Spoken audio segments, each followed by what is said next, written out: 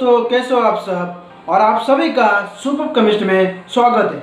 तो दोस्तों, आज का टॉपिक जो मैं लाया हूँ आपके लिए वो है क्लास 2 है केमिस्ट्री का chapter number 1, that is solid state. तो इस वीडियो में हमें देखना है सॉलिड स्टेट का इंट्रोडक्शन, उसके टाइप्स क्या होते हैं, उसके क्लासिफिकेशन, यूनिट सेल के बारे में, उसमें कितने टाइप्स के होते हैं यूनिट सेल और क्रिस्टल लैटिस। तो ये सब टॉपिक इस वीडियो में हमें कवर करना है। तो भाई लोग, इस वीडियो को एक लाइक कर दो और इस चैनल को सब्सक्राइब भी कर लो, क्योंकि बहुत सारे अच्छे वीडियो आप सभी के लिए आने वाले हैं आगे। तो चलो स्टार्ट करते हैं इस वीडियो को। सो दोस्तों, इस चैप्टर को शुरुआत करने से पहले अपन को पता रहना चाहिए कि इसमें 3 स्टेट ऑफ मैटर है। सबसे पहला gas, second liquid, third solid. तो देखेंगे सबसे पहले गैस। गैस में क्या होता है दोस्तों? It assumes the shape of volume of its container. Particles can move past one another. अभी नीचे गैस का जो डायग्राम दिखाया है दोस्तों, तो उसमें जो पार्टिकल जो रहते हैं मॉलिक्यूल्स, वो इजीली फ्रीली मूव करते हैं other than that of liquid and solid. Second, it compressible बात करेंगे तो it have lots of free space between the particle. Gas में दोस्तों ऐसा होता है कि जो पार्टिकल्स क्या बोलते हैं, जो उसको मॉलिक्यूल ही बोलते हैं, मॉलिक्यूल के बीच में, पार्टिकल के बीच में ज़्यादा स्पेस होने के कारण वो हाईली कंप्रेसिबल होता है। Third, it flow easily, particle can move from one two another. वो इतना इजीली फ्लो करते हैं दोस्तों, क्योंकि गैस में पार्टिकल अगर एट वन एंड पे रहा तो दूसरा पार्टिकल जो अनदर एंड पे रहता है। तो अभी देखेंगे दोस्तों, अभी लिक्विड में क्या होता है। लिक्विड में it assume the shape of part of container which occupied. Particles can move slide past one another. Liquid में गैस से थोड़ा कम रहता है, इसलिए ज़्यादा इजीली मूव नहीं कर पाता है, वो एक ही मूव होता है। It not easily compressible, it have a little free space. Gas से ज़्यादा इसमें फ्री स्पेस नहीं होता है बिटवीन द पार्टिकल्स, या मॉलिक्यूल भी बोल सकते हैं। It flow easily, particles can move slide past one two another. और वही बात अभी बात करेंगे तो सॉलिड का। It have return fix volume shape. जैसा उसका शेप है, इसका वॉल्यूम है, वो वैसे रहता है। रिजिड पार्टिकल्स लॉक रहता है। उसका जो मॉलिक्यूल का जो इंटर पार्टिकल जो फोर्स रहता है, उसका मॉलिक्यूल का डिस्टेंस, वो इतना क्लोजली अटैक होता है, इतना फोर्स होता है कि वो किधर भी मूव नहीं कर सकते। It not easily compressible, it have a little free space between the particles, it does not flow easily. देखो, सॉलिड में वो इजीली फ्लो नहीं कर सकता, वेराज गैस और लिक्विड में फ्लो करते थे easily. Rigid particles cannot move slide past one another. तो ये था 3 स्टेट ऑफ मैटर। सो दोस्तों, अभी देखेंगे सॉलिड स्टेट। तो solids are the chemical substances which are the characteristic by different shape and volume rigidity। तो दोस्तों, सॉलिड डेफिनेट शेप रहता है उसका, उसका वॉल्यूम भी सेम ही रहता है। It have high density and low compressibility. अभी दोस्तों, जो येलो कलर का जो बॉक्स है, उसको कैसे भी रखेंगे तो उसका डेफिनेट शेप ही होता है, वॉल्यूम भी सेम ही रहेगा उसका। और लो कंप्रेसिबिलिटी बोलेंगे दोस्तों, जो इधर एटम्स और मॉलिक्यूल है, उसका इंटरमॉलिक्यूल का जो फोर्स जो रहता है, इतना स्ट्रांग होता है एटम्स और मॉलिक्यूल के बीच में, वो इजीली मूव भी नहीं कर सकते दोस्तों, क्लोजली पैक रहते हैं ईच अदर के साथ। जैसा अभी बोलते हैं, जैसे फेविक्विक लगाने के बाद कुछ चीज जुड़ जाता है, वैसे ही इधर एटम्स और मॉलिक्यूल क्लोजली पैक होते हैं। इसको कितना भी स्ट्रांग फोर्स दो, ये टूटता नहीं है। The constituent particles of atoms, molecules और ions are closely packed। वही बताया था मैंने कि ये closely packed रहता है। They are held together by strong inter-particle forces। Inter means जो इंटर क्या रहता है दोस्तों, जो दोनों एटम के बीच में जो भी डिस्टेंस रहता है उसको बोलेंगे इंटर। पार्टिकल्स मतलब मॉलिक्यूल्स जो रहते हैं, इसको दोनों पार्टिकल के भी इंटर मॉलिक्यूलर बीच में कोई भी डिस्टेंस नहीं है ज़्यादा, इसलिए इसको जो स्ट्रॉन्ग इंटर मॉलिक्यूलर फोर्स होता है। तो ये है सॉलिड स्टेट का इंट्रोडक्शन। अभी देखेंगे टाइप्स ऑफ सॉलिड। सो अभी देखेंगे दोस्तों, इसमें दो टाइप के सॉलिड रहते हैं। सबसे पहला क्रिस्टलाइन, सेकंड रहता है अमोर्फस।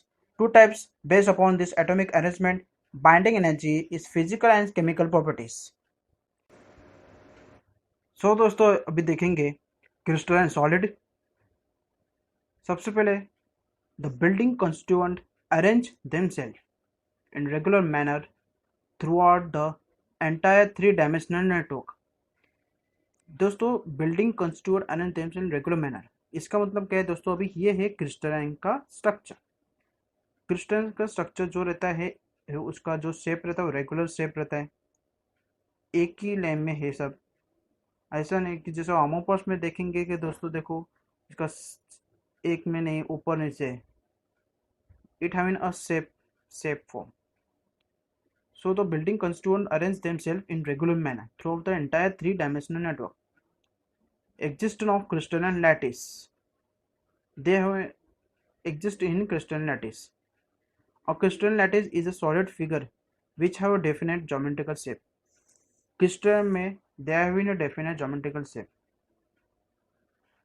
Whereas amorphous में geometrical shape नहीं होता है दोस्तों, देख सकते हैं अभी, with flat surface and sharp edges. They are incompressible orderly arranged limits. It have a definite sharp melting point. उसका जो melting point है बहुत साफ है दोस्तों। Its geometry is also a definite. They have a definite geometry. Give X-ray diffraction bands. And what are the examples of crystalline solid that are NaCl, CsCl, etc. Now, whereas in amorphous, from the Greek word amorphic, इससे ये Greek word से amorphous solid क्यों नाम गिरा है? उसका meaning है shapeless. Shapeless means no shape. जैसा क्रिस्टलाइन में शेप है, इन शेप, वैसा amorphous में नहीं है। No regular but haphazard arrangement of atoms or molecule। Regularly shape नहीं है, इरेगुलर शेप है। Also considered as non-crystalline solid और सुपर कूल लिक्विड्स। इसको नॉन क्रिस्टलाइन सॉलिड भी बोल सकते हैं या सुपर कूल लिक्विड बोलेंगे। अभी अपन ने देखा था कि जो क्रिस्टलाइन सॉलिड में उसको जो मेल्टिंग पॉइंट है वो डेफिनेट शार्प मेल्टिंग पॉइंट रहता है, पर इसमें क्या है दोस्तों, इसमें मेल्टिंग पॉइंट शार्प नहीं होता। No sharp melting point. They are anisotropic, they are isotropic. इसमें डेफिनेट ज्योमेट्री रहता है दोस्तों, पर इसमें in the case of amorphous they have no definite geometrical shape. They give a X-ray diffraction band in crystalline solid, but in the case of amorphous they do not give X-ray diffraction band. इसमें example बोलेंगे दोस्तों तो glass, rubber, plastic etcetera, ये example है इसका।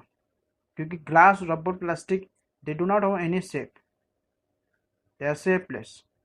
सो ये था हमारे पास सॉलिड और ये था इसका डायग्राम। अभी देखेंगे दोस्तों distinguish between crystal solid and amorphous solid. अभी देखते हैं दोस्तों distinguish between crystal and amorphous solid.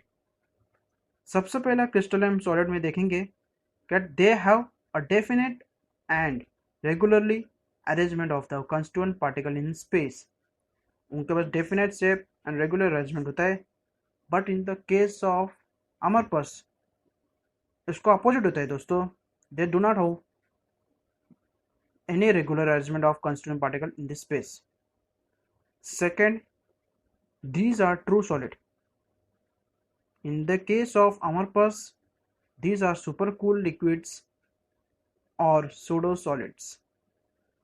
Third, these have a long order arrangement of the particles. But in the case of amorphous, इसके ऊपर लॉन्ग ऑर्डर होता है दोस्तों, तो इसमें शॉर्ट ऑर्डर होता है अरेंजमेंट ऑफ पार्टिकल्स। इसमें दीज आर अनस्ट्रोपिक इन नेचर और वो है isotropic in nature. That is these are the anisotropic in the nature, that is there are physical properties are different in different direction। जो उसका physical properties जो रहता है वो डिफरेंट होता है इन डिफरेंट डायरेक्शन में। ये डायरेक्शन में अगर प्रॉपर्टीज डिफरेंट तो सेकंड डायरेक्शन में जाएंगे तो उधर प्रॉपर्टीज उसका डिफरेंट हो जाएगा। तो this are the isotropic in nature, their physical properties are all in the same direction. कौन से भी डायरेक्शन में जाएंगे तो इसका जो प्रॉपर्टीज जो रहेगा फिजिकल प्रॉपर्टी वो सेम रहेगा अमोर्फस में। Fifth, they have a sharp melting point, but in the amorphous उसका ऑपोजिट होता है, they melt over certain range of temperature। एक certain range होता है टेम्परेचर का, वो उसमें मेल्ट होता है। 6, they undergo a clean cleavage when cut। जब वो कट करते हैं क्रिस्टलाइन को, सॉलिड को, they undergo clean cleavage, but जब अमोर्फस सॉलिड जो रहता है जब उसको कट करेंगे तो वो इरेगुलर क्लेवेज में जाता है। तो ये था इसका डिस्टिंग्विश। सो नेक्स्ट दोस्तों अभी देखेंगे आइसोमॉर्फिज्म एंड पॉलीमॉर्फिज्म। अभी दोस्तों आइसोमॉर्फिज्म मतलब क्या होता है? दोस्तों आइसो मतलब क्या होता है? वो रहता है सेम, एंड मॉर्फिज्म क्या होता है दोस्तों? स्ट्रक्चर। मतलब इस पूरा वर्ड का मीनिंग होता है they are having a same structure. Now first point में देखेंगे दोस्तों, देखो दोस्तों, two or more substances that having a same crystal structure are said to be isomorphous. मतलब अगर दो से ज़्यादा सब्सटेंस जो रहता है पर उसका जो क्रिस्टल है वो एक ही है या सेम है तो उसको बोलेंगे अपन आइसोमॉर्फस। इन सेकंड केस पॉइंट में क्या होता है दोस्तों? उसका जो केमिकल कंपोजिशन होता है they are having a same atomic ratio. Same atomic ratio मतलब तो बोले तो क्या है, जैसे कि एग्जांपल है NaF एंड MgO। अभी फर्स्ट ऑफ ऑल मैं फर्स्ट एग्जांपल देखूंगा दोस्तों, जो Na मतलब सोडियम। दोस्तों उसका एटॉमिक नंबर क्या आता है? 11। F फ्लोरीन, उसका एटॉमिक नंबर होता है 9। तो 11 प्लस 9 दैट इज 20। तो ये हो गया NaF का atomic ratio that is 20। Okay, now second MgO। Mg का एटॉमिक नंबर क्या होता है? 12, एंड ऑक्सीजन का क्या होता है? 8। सो ये भी हो गया 20। सो इन केस में ये दोनों एग्जाम्पल का जो रेशियो है वो सेम होता है, इसलिए मैं लिखा हूँ कि they have a chemical composition that having a same atomic ratio. Now in the second case that is polymorphism. दोस्तों पॉली मतलब क्या? मीन्स मेनी, मतलब ज़्यादा, और मॉर्फिज्म बोलेंगे तो structure means many structure. First point में देखेंगे दोस्तों, they are having a single substances that exist in two or more form of crystal. पहले इसमें क्या था दोस्तों आइसोमॉर्फिज्म में कि दो से ज़्यादा सब्सटेंस पर क्रिस्टल एक ही, पर इसमें ऐसा नहीं, इसमें एक ही सब्सटेंसेस है पर वो एग्जिस्ट होता है दो से ज़्यादा फॉर्म क्रिस्टल स्ट्रक्चर मेनी, तो उसको बोलेंगे polymorphous. Now in second case, polymorphous structure form in different condition. वो कौन से भी कंडीशन में फॉर्म होता है as compare to isomorphism. Example देखेंगे दोस्तों, calcite and aragonite, this are the two form of calcium carbonate. ये दोनों का, ये कैल्शियम कार्बोनेट का आलोट्रोपी जो है वो कैल्साइट एंड आर्गोनाइट है। Third, when it occur in the element of allotropy, so calcium carbonate का जो आलोट्रोपी है वो कैल्साइट एंड आर्गोनाइट।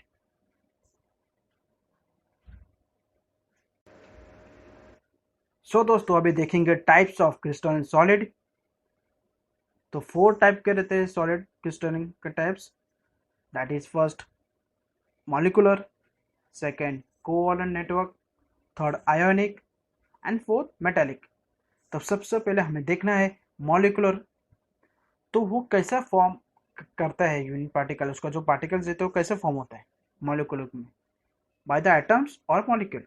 ये एटम्स और मॉलिक्यूल को कंबाइन करके अपन को मॉलिक्यूलर सॉलिड मिलता है। तो वो फॉर्म करने में कौन सा फोर्स लगता है? Force between the particle. Molecular में देखेंगे दोस्तों तो it have London dispersion, dipole dipole force and hydrogen bond. ये 3 फोर्स रहते हैं इसमें। दोस्तों अभी इसका प्रॉपर्टीज क्या देखेंगे। It have a fairly soft low to moderately high melting point. They are soft, वो सॉफ्ट रहता है दोस्तों। उसका जो मेल्टिंग पॉइंट होता है low to moderately high melting point, कम से ज़्यादा, ऐसा पहले कम फिर मीडियम और फिर हाई मेल्टिंग पॉइंट होता है। But it have a poor thermal and electrical condition.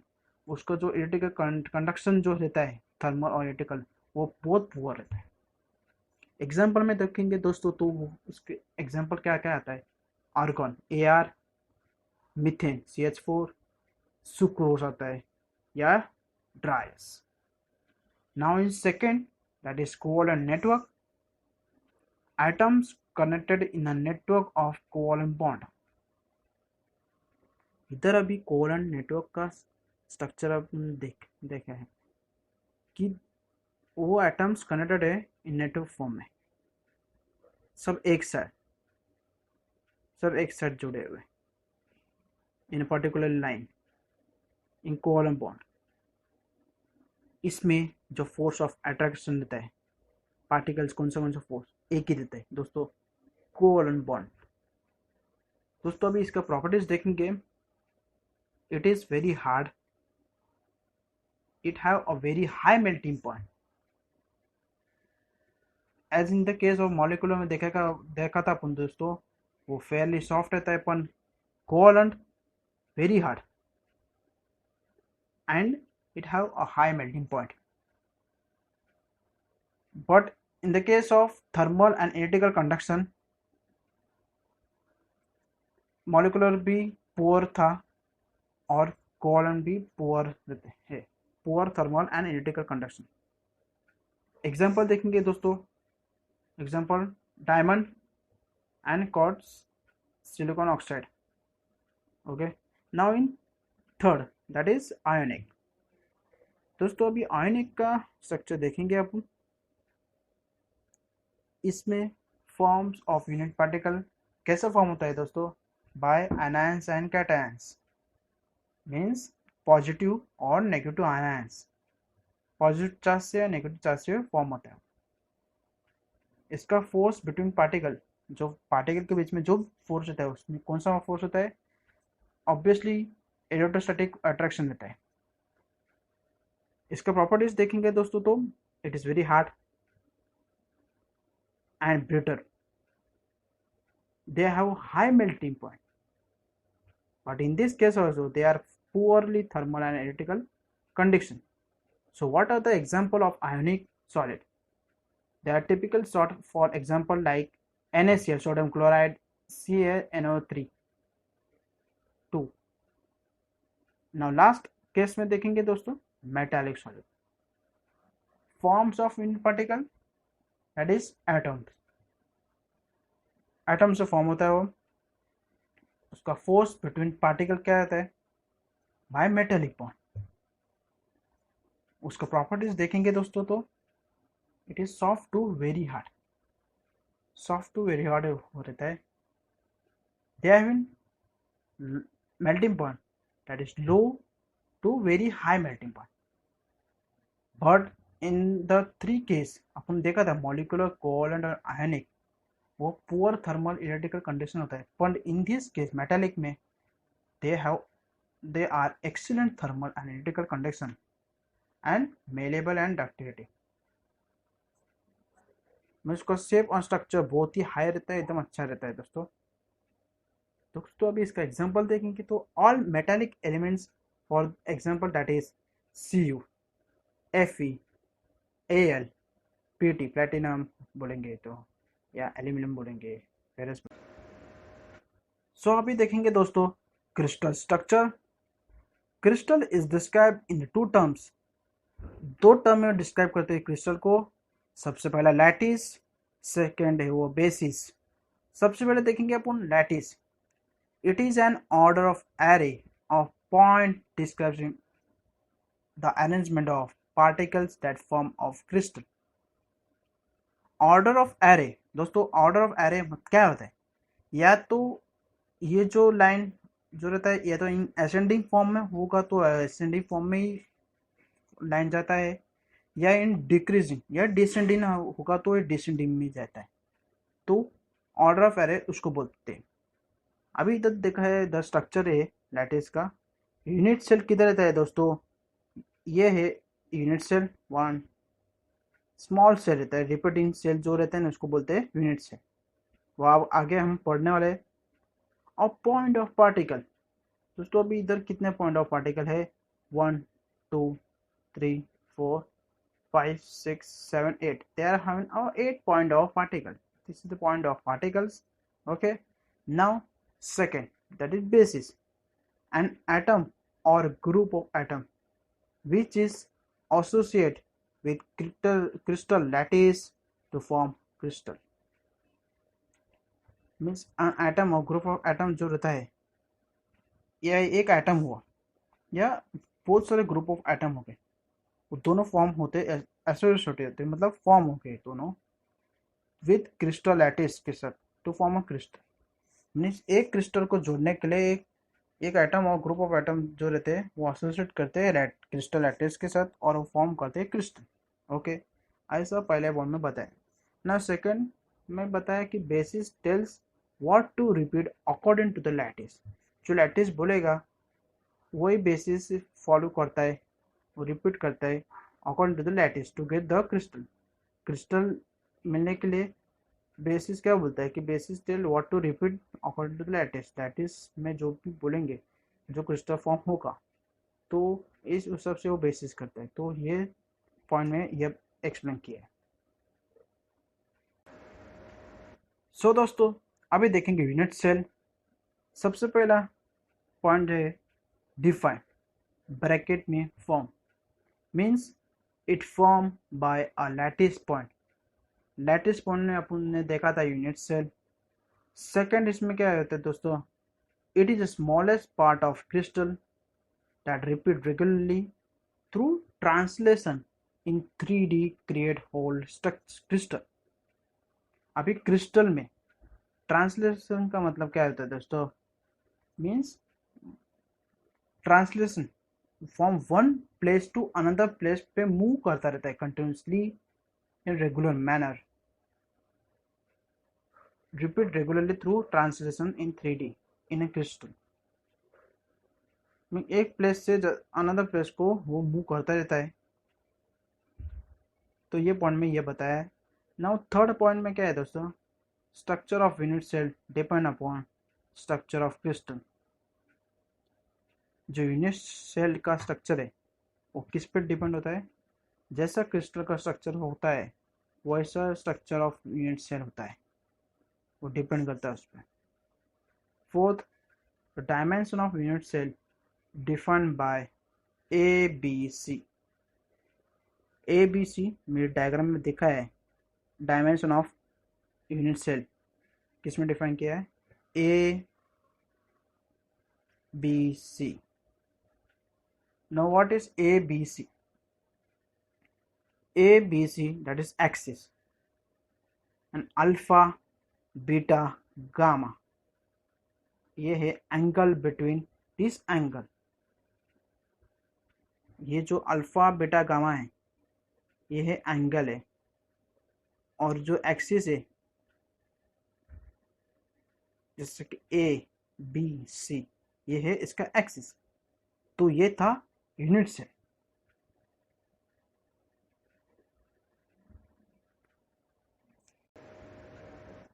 सो दोस्तों अभी देखेंगे यूनिट सेल के types. A unit cell is the smallest component of the crystal that reproduce the whole crystal when stacked together. Means उसका जो arrangement है crystal का together with purely translation repetition. Translation repetition मतलब from one place to another, एक जगह से दूसरी जगह पर जाने के लिए रिपीट करता रहता है यूनिट सेल। तो अभी इसमें दोस्तों 4 टाइप्स है यूनिट सेल के। सबसे पहला है वो है प्रिमिटिव यूनिट सेल, सेकंड है body centre unit cell, third है face centre unit cell and fourth है सेंटर यूनिट सेल। सबसे पहले देखेंगे दोस्तों प्रिमिटिव। ये है प्रिमिटिव का structure. Primitive unit cell contain only single lattice point. दोस्तों अभी सिंगल लैटिस पॉइंट क्या बोलते हैं? जो डॉट प्रिमिटिव में डॉटेड जो लाइन है, ये जो पॉइंट है डॉटेड को जो जोड़ रहा है पॉइंट, उसको बोलेंगे अपन और लैटिस पॉइंट। तो इसमें खाली एक ही लैटिस पॉइंट है, single lattice point. Where as in the second case that is body centre में, internal means inside unit cell contain an atom in the body center। ये रिंग में एक सेंटर में एक एटम है, तो उसको बोलेंगे अब हम बॉडी सेंटर यूनिट से। Now in third that is face centre. Unit cell contain atom in all face of slide planes. अभी अपन ने देखा था कि बॉडी सेंटर में एक ही रहता है एटम्स इन सेंटर में, पर फेस इसमें क्या होता है, सभी इसमें रहता है, सभी फेस में रहता है ये atoms. And where as in center या एंड सेंटर यूनिट सेल में क्या होता है, unit cell contain atoms center on the sides of unit cell. Means side of unit cell मतलब बोलेंगे तो एक सेंटर, अगर एक मॉलिक्यूल एक के इसमें सेंटर में है तो उसका ऑपोजिट में दूसरा मॉलिक्यूल रहेगा, सेम डायरेक्शन सेम लाइन में, एक ही साइड में, तो अपोजिट साइड में सेम रहता है इसका, तो उसको बोलेंगे अपन सेंटर यूनिट सेल। सो दोस्तों अभी देखेंगे 7 क्रिस्टल सिस्टम। तो सबसे पहले देखेंगे अपन क्यूबिक। तो ये है कुछ क्यूबिक के सब स्ट्रक्चर। अभी पहला स्ट्रक्चर जो है वो है सिंपल या प्रिमिटिव यूनिट सेल है, क्योंकि इसमें एक ही लैटिस पॉइंट है तो उसको बोलेंगे सिंपल या प्रिमिटिव सेल। सेकेंड जो स्ट्रक्चर है वो बॉडी सेंटर यूनिट सेल है, क्योंकि एटम जो है वो सेंटर ऑफ द एटम है, सेंटर है इस बॉक्स में, तो उसको बॉडी सेंटर बोलेंगे। और थर्ड जो है वो इसको बोलेंगे face centre. Now in second that is orthorhombic. तो ये कुछ डायग्राम है ऑर्थोरोम्बिक के। सबसे पहला स्ट्रक्चर जो है उसको बोलेंगे हम सिंपल या प्रिमिटिव, क्योंकि नो इसमें एक भी एटम नहीं है, पर लैटिस पॉइंट एक है, तो उसको बोलेंगे सिंपल या प्रिमिटिव यूनिट सेल। सेकेंड इसमें दोस्तों एक एटम है, बट वेयर किधर है, इन सेंटर, तो उसको क्या बोलेंगे अपन, body centre unit cell. Third इसमें दोस्तों ये है फेस सेंटर यूनिट सेल का structure. In the fourth that is base centre. दोस्तों देखो, ध्यान से देखो, बेस सेंटर क्या है, इधर भी वही एंगल पे एटम है और उधर भी वही एंगल पे, मीन्स अपोजिट साइड पे, तो इसको हम बोलेंगे बेस सेंटर या एंड सेंटर भी बोल सकते हैं अपन। In third case that is trigonal. दो स्ट्रक्चर ड्रॉ किया है। सबसे पहला स्ट्रक्चर है दोस्तों सिंपल या प्रिमिटिव, क्योंकि लैटिस पॉइंट जो है वो एक है इसमें। दोस्तों अभी बोलो सेकंड स्ट्रक्चर कौन सा है, ऑब्वियसली बॉडी सेंटर, क्योंकि एक ही एटम है एटम सेंटर में। Now in fourth that is monoclinic. पहला स्ट्रक्चर जो है दोस्तों वो है सिंपल या primitive, because there have no atoms in inside it but have no one lattice point। but second structure देखो दोस्तों, it is a base having opposite side same, इधर भी सेंटर है और इधर भी सेंटर सेम जगह पे, तो उसको क्या बोलेंगे अपन, base centre unit cell. Fifth rhombohedron. एक ही स्ट्रक्चर ड्रॉ किया है दोस्तों, इनसाइड में एक भी एटम नहीं है, तो उसको ऑब्वियसली क्या बोलेंगे आसान से, सिंपल या primitive unit cell. In sixth, that is triclinic, एक ही स्ट्रक्चर ट्राइक्लिनिक, ये है इसका यूनिट सेल। बोल रहे देखो, द ड्रॉ किया यूनिट सेल, लैटिस बॉन्ड भी एक है, इसको बोलेंगे सिंपल या primitive unit cell. And seven, that is hexagonal, एक ही स्ट्रक्चर, अंदर एक भी एटम नहीं है, सो इसको भी हम बोलेंगे सिंपल या प्रिमिटिव स्ट्रक्चर।